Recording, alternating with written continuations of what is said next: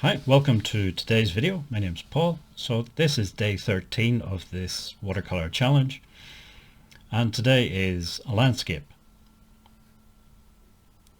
So in this landscape goes through a bit of an evolution. So that horizon line that I was doing changes a few times during the course of the painting, and in fact at one point a large part of the left hand side of the painting gets wiped out and restarted.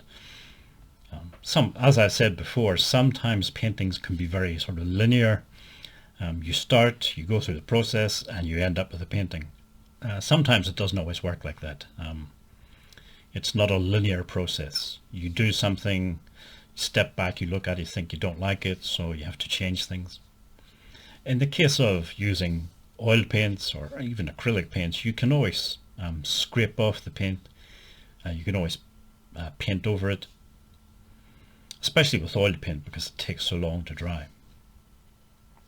With watercolor, you have less time to make these corrections. You can't really paint over it so much because watercolor is sort of transparent, especially once you've diluted it with water.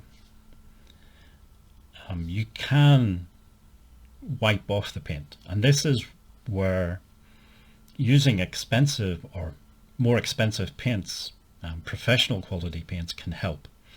Some of the cheaper watercolor paints, once they're onto the paper, you can't really rework the paint. You can't wet the paint and then reactivate it. Once it's onto the paper and sort of dried in, that's it really. It's nothing you can do with it.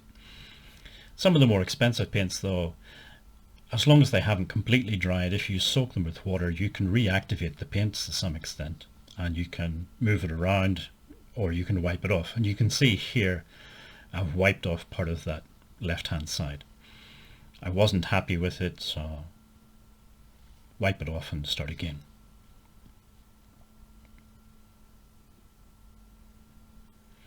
And this painting also in the sky.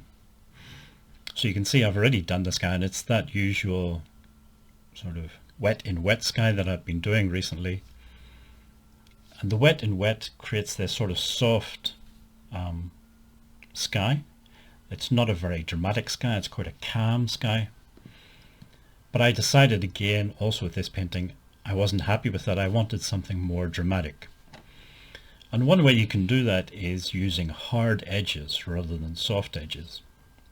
So with the wet in wet technique, you get the soft edges, whereas if you let the paint dry and then you put more paint, darker paint over the top of it, as I'm doing now, you'll get hard edges. And you can see that on the edge of the clouds that I'm drawing. It's these hard edges rather than soft edges.